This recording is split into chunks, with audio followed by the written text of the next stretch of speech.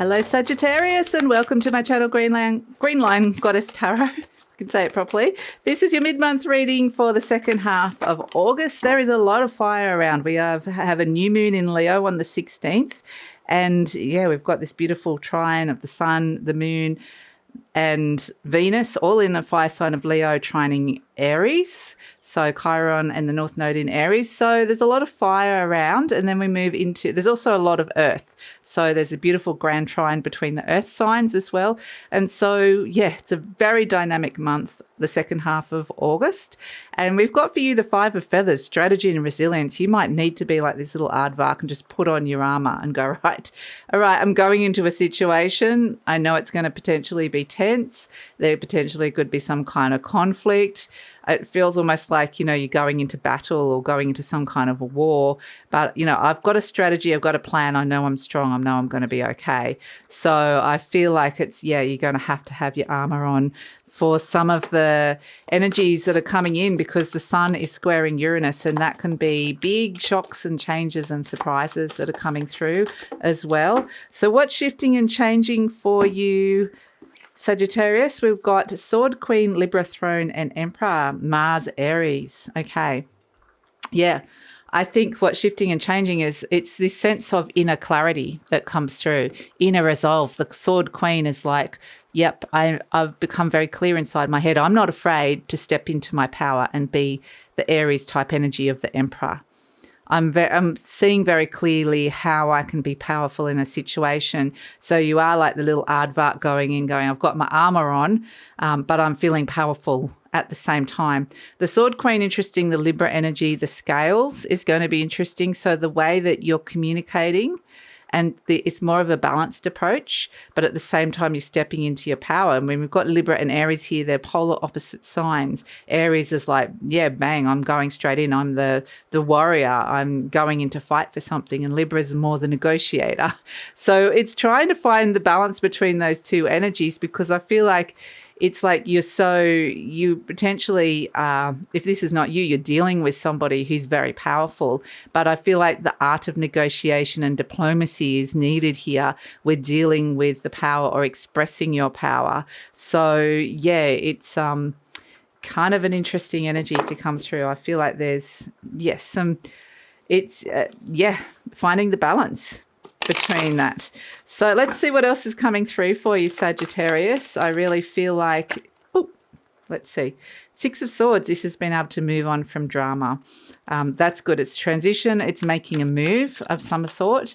They keep showing me, you know, the kind of Game of Thrones type, like old, like the battle, you know, the king would be there and they'd have the table and they'd have all the battle strategy on the table. It's kind of showing me that there's some kind of battle strategy that's needed here.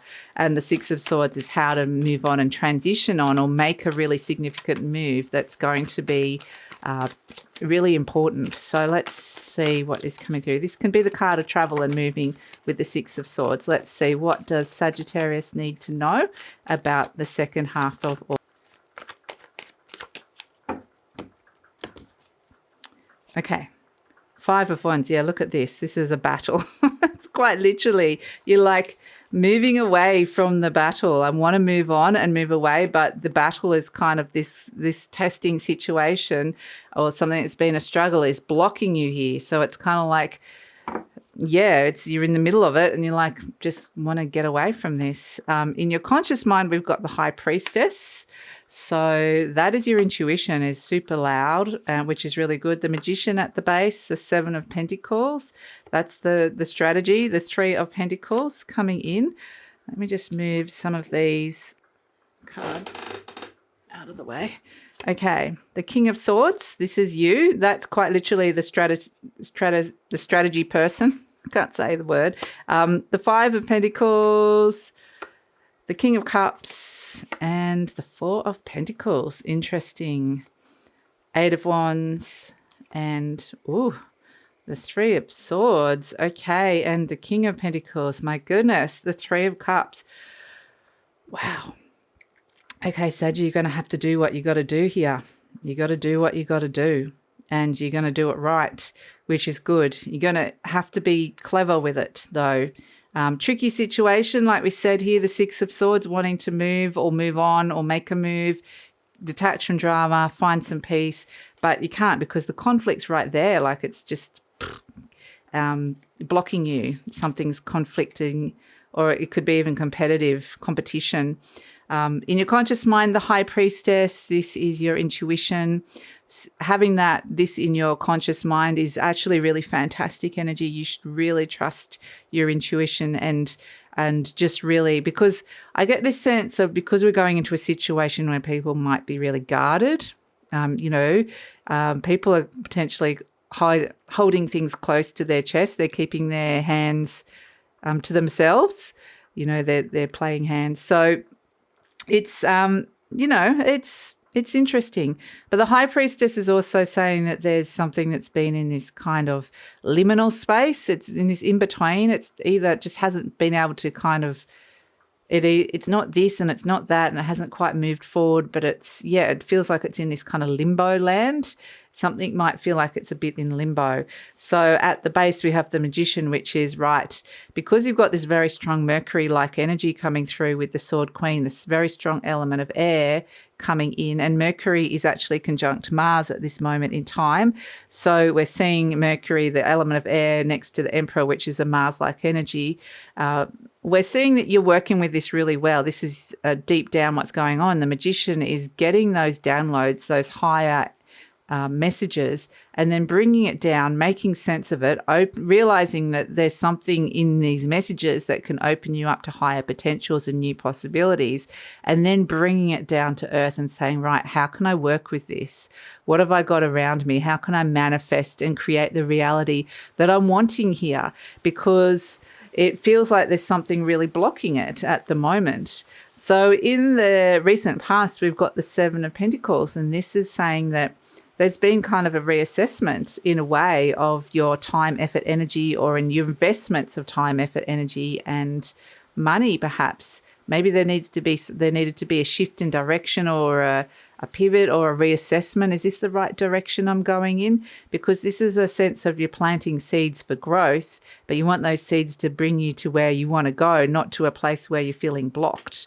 So I feel like it's like I want to go there. Whatever's blocking me, I'm going to try and move that out of the way. It might be take a lot of effort to do that, but it's really nice actually to see in the near future we've got the Three of Pentacles. So this is where the energy starts to work for you, where this is collaboration and productivity. This is a sense there's other people coming on board that can help you. This is like you're not doing all the heavy lifting on your own. There's something of great value that's coming in that you might feel more, this is your self-worth, and through interactions with other people, there's some kind of validation that's coming through. I feel like people are coming and going, I see you've got, this is kind of like if you just say, you needed to actually physically move house, like, because we do have the card of moving, say, and you're like, I've got too much furniture, I can't afford a removalist truck. And then this is the card when all the friends and neighbours come in and say, we'll help you do it. And we'll all carry something, we'll all put it in the cars, we'll take it, we'll all do it together, we'll get there. So there's support coming your way. It doesn't have to literally be you moving, but it's a sense of moving you out of that situation that feels really conflicted. There's conflict and struggles around it. So it's nice to feel a bit supported, which is actually really great.